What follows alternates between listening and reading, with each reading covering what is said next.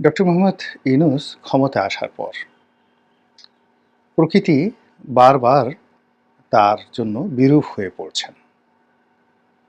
তিনি যেখানে হাত দিচ্ছেন ওখান থেকে বরকত উঠে যাচ্ছে এবং তার যারা লোকজন রয়েছেন তারা ক্রমশ তাকে ছেড়ে দূরবর্তী অঞ্চলে চলে যাচ্ছেন। তিনি যেখানে যাচ্ছেন সেখানে তার পাত্রমিত্ররা এই সময়টাতে যেভাবে হইহুল্লোড় করে তার পাশে থাকে বা থাকা উচিত, এর কারণ হলো বাংলাদেশে এটাই নিয়ম। যিনি সরকার প্রধান হবেন তিনি এয়ারপোর্টে যাবেন, তিনি স্মৃতিসৌধে যাবেন, সবাই সেখানে উপস্থিত হবেন। এই জিনিসগুলো আমরা ইদানিংকালে দেখছি না। তারপর তার যে বাসভূমি, তার যে অফিস, সেখানে সাধারণ মানুষ তাদের একটা বিরাট ভিড় থাকবে। অনেক মানুষ সেখানে ভিড় করবেন, দরখাস্ত নিয়ে যাবেন। একজন সংসদ সদস্যের কাছেই দৈনিক ২-৩ হাজার লোক উপস্থিত হন বিভিন্ন বিষয় নিয়ে। এর 1%ও তিনি নিষ্পত্তি করতে পারে না, কিন্তু লোকজন যায়। এটা রাজনৈতিক ব্যক্তিদেরকে নিয়ে সাধারণ মানুষের মধ্যে একটা আকর্ষণ থাকে। কিন্তু এক্ষেত্রে কি হলো, ডক্টর মোহাম্মদ ইউনূসকে নিয়ে আমাদের সাধারণ মানুষের কোনো আগ্রহ নেই। এরপর আমরা আশা করেছিলাম বিশ্বব্যাংক, IMF, London, America, Paris, Morocco, Casablanca, তারপরে দক্ষিণ আফ্রিকার প্রিটোরিয়া, সেখান থেকে শুরু করে একেবারে শ্রীলঙ্কা, কলম্বো সব ডক্টর মোহাম্মদ ইউনূসের দিকে ঝাঁপিয়ে পড়বেন। এবং তার বন্ধুরা যারা আমরা দূর থেকে এতদিন যাদেরকে দেখেছিলাম, শুনেছিলাম, তারা বাংলাদেশে আসবেন দলে দলে। ক্লিন্টন আসবেন, হিলারি ক্লিন্টন আসবেন, বারাক ওবামা আসবেন। তারপরে তার যে ১০১ জন নোবেল লরিয়েট বন্ধু রয়েছে, যারা তার পক্ষে ওয়াশিংটন পোস্ট পত্রিকায় তারা বিজ্ঞাপন দিয়েছিল, তারা আসবেন। বাংলাদেশে একটা হই হুল্লোড় অবস্থা তৈরি হয়ে যাবে, কিন্তু এরকম হচ্ছে না। এরকম হচ্ছে না। ২ নম্বর হলো যে শেখ হাসিনার সঙ্গে আমরা জানি দিল্লির সম্পর্ক ভালো ছিল না, এবং দিল্লি ডক্টর মোহাম্মদ ইউনূসকে ক্ষমতায় আনার জন্য বা এরকম একটা অভ্যুত্থানের জন্য একেবারে নারাজ ছিলেন না। সাম্প্রতিক সময় দিল্লির কথাবার্তা শুনে তারা একেবারে আমরা স্পষ্টতই বুঝতে পারি যে তারা জানতেন শেখ হাসিনা ক্ষমতা বেশি দিন প্রলম্বিত হবে না, আর তিনি থাকবেন না। তো সেই দিক থেকে যেটি হচ্ছে, ডক্টর মোহাম্মদ ইউনূস ক্ষমতায় আসার সঙ্গে সঙ্গে তো মোদি বাবুর সঙ্গে তার ভালো সম্পর্ক হওয়ার কথা, কিন্তু সেটা হচ্ছে না। প্রথমে ডক্টর মোহাম্মদ ইউনূস চাইলেন যে দিল্লিকে অস্বীকার করি বা দিল্লির চোখে চোখ রেখে দেখি ইখতিয়ার উদ্দিন মোহাম্মদ বিন বখতিয়ার খলজি, না উনি তো দিল্লির অধীন ছিলেন, সেটা নয়, কে হতে পারে, ঈশা খাঁ, মুসা খাঁ, তারপর ফখরুদ্দিন মুবারক শাহ, গিয়াসউদ্দিন আজম শাহ, তারপর শশাঙ্ক, হর্ষবর্ধন, মুর্শিদ কুলি খান, এ সকল মহামানবেরা সবসময় দিল্লিকে টেক্কা দিয়ে ছলে বলে কৌশলে তারা বাংলার স্বাধীনতা এবং সার্বভৌমত্ব অক্ষুণ্ণ রেখেছিলেন এবং বাংলাদেশকে উন্নতির স্বর্ণশিখরে তারা নিয়ে গিয়েছিলেন, এবং ইতিহাসের একটা মানে জাজল্যমান তারকাতে পরিণত হয়ে আছেন তারা এখন অবধি। তো এই তালিকাতে ডক্টর মোহাম্মদ ইউনূস অন্তর্ভুক্ত হবেন। এজন্য তিনি প্রথমে দিল্লির বিরুদ্ধে কথা বলা শুরু করলেন, ভারতের বিরুদ্ধে কথা বলা শুরু করলেন, এবং আমরা তো দারুণভাবে, ভীষণভাবে আনন্দ উদ্বেলিত যে এইবার প্রথম আমরা একজন মহাপুরুষ পেয়েছি যে কিনা ১০০০ বছরের মধ্যে প্রথম দিল্লির বিরুদ্ধে রুখে দাঁড়ালো। তো যাই হোক, সেটি হচ্ছে না, সেটি হচ্ছে না। এখন তিনি দিল্লির সঙ্গে বন্ধুত্ব করতে চাচ্ছেন, নরেন্দ্র মোদীর সঙ্গে বৈঠক করতে চাচ্ছেন। একাধিকবার তিনি বৈঠকের চেষ্টা করেছেন এবং তার সেই বৈঠকের প্রচেষ্টাগুলো ব্যর্থ হয়েছে। সর্বশেষ তার যে প্রচেষ্টা সেটা হলো চীন সফরের পর তিনি আরেকটি সম্মেলনে যাবেন, যেটাকে বলা হয় বিমস্টেক। তো এই সম্মেলনটি হওয়ার কথা থাইল্যান্ডের রাজধানী ব্যাংককে। এখানে তিনি নরেন্দ্র মোদীর সঙ্গে একটি 1-to-1 বৈঠকের চেষ্টা করেছিলেন সর্বোচ্চ শক্তি দিয়ে।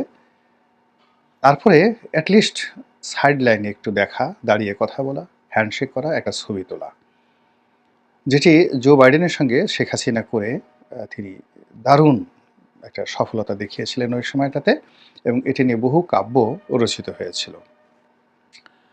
তো এরকম সাইড লাইনে একটা বৈঠক করার তার প্রচেষ্টা ছিল, এবং চীন সফরে যাওয়ার আগে আমরা প্রায় শতভাগ নিশ্চিত ছিলাম যে বাংলাদেশে যেভাবে ইউনূসের পক্ষের লোকজন প্রচার চালাচ্ছেন, প্রোপাগান্ডা চালাচ্ছেন, তাতে করে ব্যাংককে তার যে বৈঠকটি এটি শতভাগ নিশ্চিত এবং এখন বলতে গেলে লেজ গুটিয়ে দিল্লি ডক্টর মোহাম্মদ ইউনূসের সঙ্গে বন্ধুত্ব করার জন্য পাগল পাড়া হয়ে পড়েছেন। এর কারণ হলো বাংলাদেশের ব্যবসায়ীদের ছাড়া ভারতের চলছে না।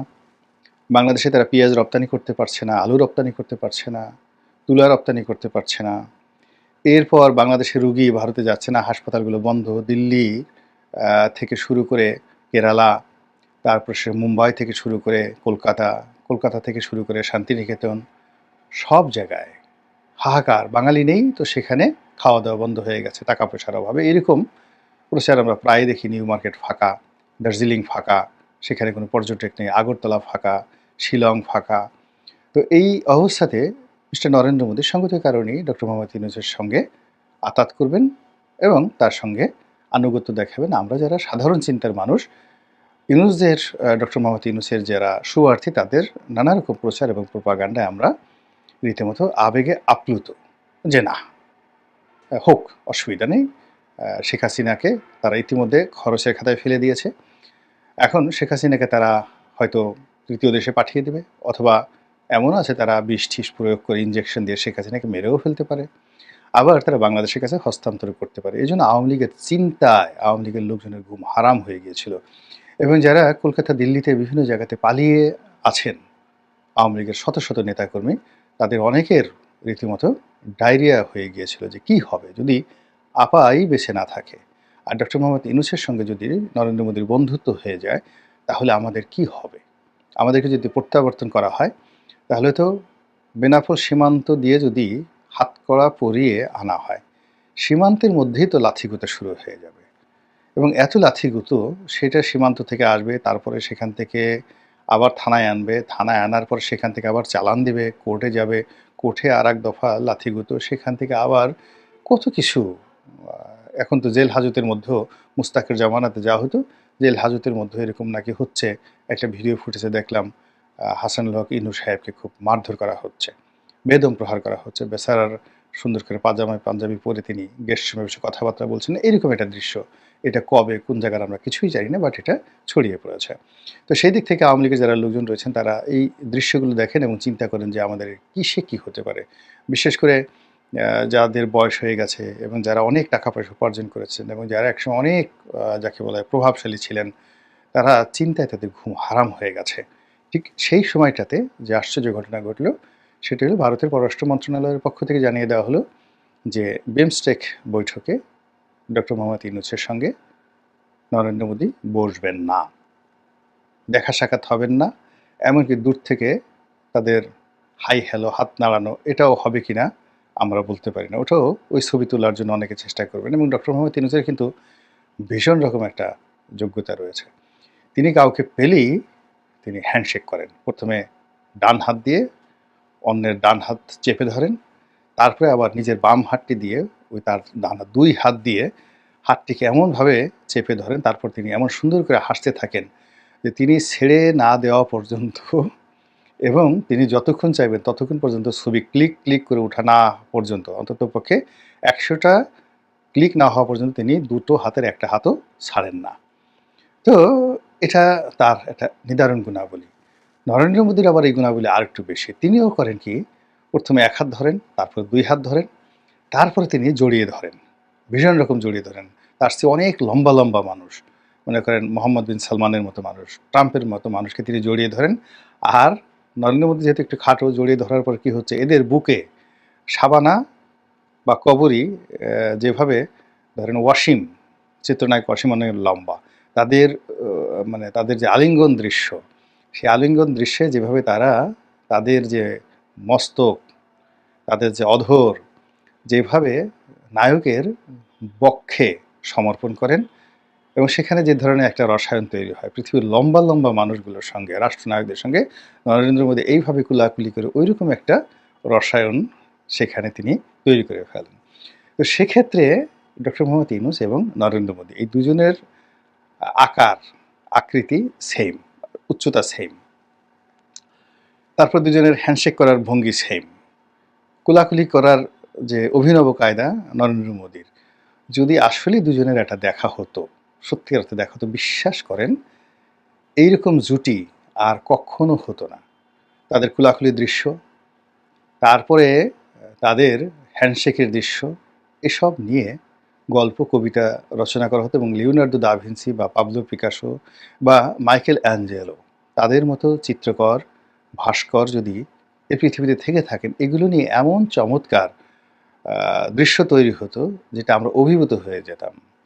এমনকি একটা যে মাদাম তুসোর জাদুঘর রয়েছে, মোম দিয়ে মূর্তি তৈরি করা হয়, অবিকল মূর্তি তৈরি করা হয়। তো ডক্টর মোহাম্মদ ইউনূসের মূর্তি, ওখানে শাহরুখ খানের মূর্তি আছে, সালমান খানের মূর্তি আছে, ঐশ্বরিয়া রায়ের মূর্তি আছে। কিন্তু মাদাম তুসোর সেই জায়গাতে ডক্টর মোহাম্মদ ইউনূসের মূর্তি নাই বোধহয় এখনো পর্যন্ত। তবে এই মোদি সাহেবের সঙ্গে যদি তিনি এরকম একটা বৈঠক করতে পারতেন সাইড লাইনে, তাহলে এরকম একটা ছবি আসলে সেটা অবশ্যই মাদাম তুসোর সেই যে আ জাদুঘর, মোমের জাদুঘর, সেখানে এটি স্থান পেত। এটাই গেল এক। আমরা বুঝতে পারি না যে এত বড় একজন বিশ্বমানব আমাদের কপালে এসেছে, আল্লাহ জুটিয়ে দিয়েছেন। যিনি সারাটা জীবন ৮৬ বছর ধরে সারা পৃথিবী ভ্রমণ করে তার যত অর্জন সবকিছু এখন বাংলাদেশে বিসর্জন দেওয়ার জন্য, বাংলাদেশে সেগুলোকে বাস্তবায়ন করার জন্য, অনুদান দেওয়ার জন্য, হৃদয়ের অর্ঘ্য দেওয়ার জন্য তিনি এই বয়সে কঠোর পরিশ্রম করছেন। সেই মানুষটিকে বাদ দিয়ে নরেন্দ্র মোদী কেন এখনো শেখ হাসিনার পেছনে ঘুরছেন? শেখ হাসিনার প্রতি তিনি কেন এত মহব্বত দেখাচ্ছেন?